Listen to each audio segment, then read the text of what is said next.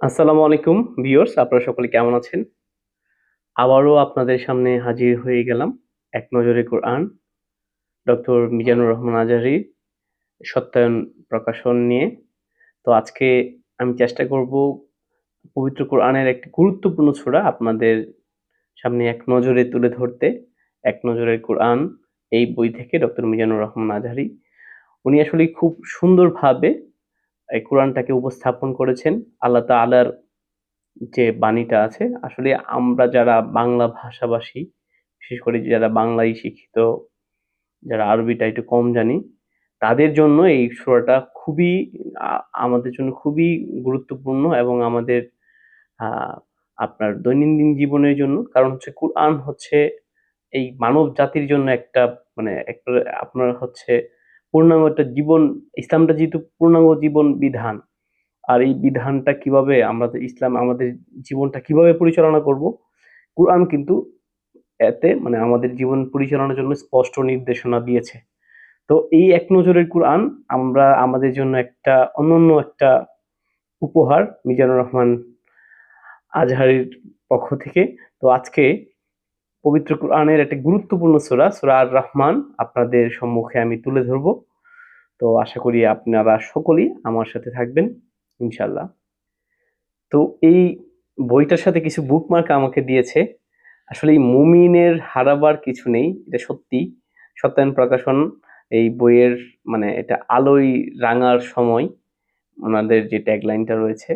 তো যা বলতেছিলাম আজকে শুরু করব সূরা আর-রহমান।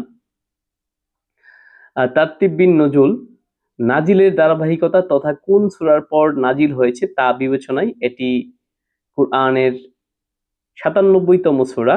এর আগে সূরা রাদ এবং পরে সূরা দাহর ইনসান নাজিল হয়েছে। তারতিব ফিল মুসহাফ বর্তমান কুরআন মাজিদের বিন্যাস অনুযায়ী এটি ৫৫ নং সূরা। এর আগে সূরা কমার ও পরে সূরা ওয়াকিয়া। আর এই এক নজরে যদি আর রহমান বলতে চাই, এই সূরাতে সর্বমোট আপনার আয়াত রয়েছে ৭৮টি। মাদানী বা মাক্কি যুগের নাজিল হয়েছে। সূরার নাম হচ্ছে ৫৫তম সূরা। আর এটি আমি তো আগেই বললাম যে এটা মাক্কি বা মাদানী এবং রামের যে রহস্য রয়েছে। আর রহমান মানে হচ্ছে পরম করুণাময়, যার করুণার সমগ্র মহাবিশ্বের ইঞ্চিতে ইঞ্চিতে ছড়ানো। আল্লাহর বৈশিষ্ট্য তুলে ধরতে ১ নং আয়াতে এই শব্দটি ব্যবহার করা হয়েছে। সেখান থেকে সূরাটির নাম হয়েছে আর রহমান। মেজর থিম মানে আল্লাহর যে বড় বড় কিছু নিদর্শন রয়েছে, আল্লাহর যে ক্ষমতা রয়েছে এবং আমাদের আল্লাহর প্রতি অনুগ্রহের ব্যাপারে এই ৩টা থিমের উপর এই পুরো সূরাটাকে বর্ণনা করা হয়েছে। এবং এই সূরার আগে এবং পরে সম্পর্ক যদি বলি, এই সূরার মহান আল্লাহ তাআলা পবিত্র নাম রহমান বা পরম করুণাময় উল্লেখ করার মাধ্যমে সূরাটি শুরু হয়েছে। আর শেষ উল্লেখ করা হয়েছে আল্লাহর আরেকটি নাম জুল জালালি ওয়াল ইকরাম, মহত্ব ও সম্মানের অধিকারী। অর্থাৎ শুরু শেষ মিলিয়ে আল্লাহর গুণ ও বৈশিষ্ট্যর উপর ফোকাস করা হয়েছে।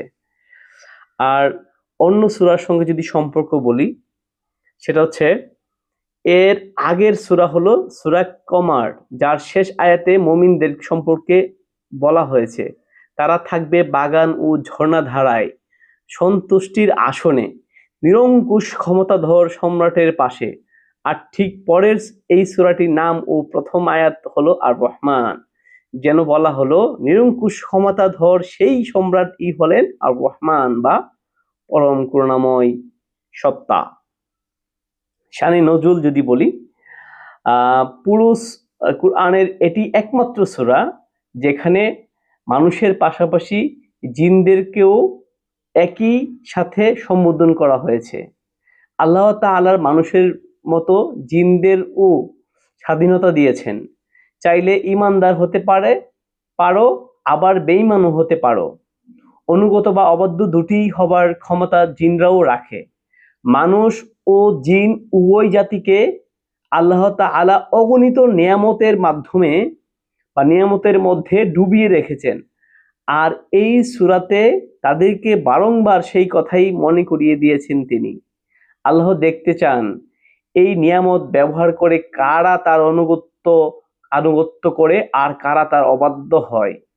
তিনি বারবার প্রশ্ন রেখেছেন, তোমরা আল্লাহর কোন কোন নিয়ামতকে অস্বীকার করতে পারবে বা কোন কোন নিয়ামতকে অস্বীকার করবে। প্রতিটি নিয়ামতের কথা উল্লেখ করেই আল্লাহর এই প্রশ্নটি রেখেছেন বা করেছেন। আর সবচেয়ে সত্য কথা তো এটি যে আল্লাহর কোনো নিয়ামতকেই আমরা অস্বীকার করতে পারি না, পারবো না।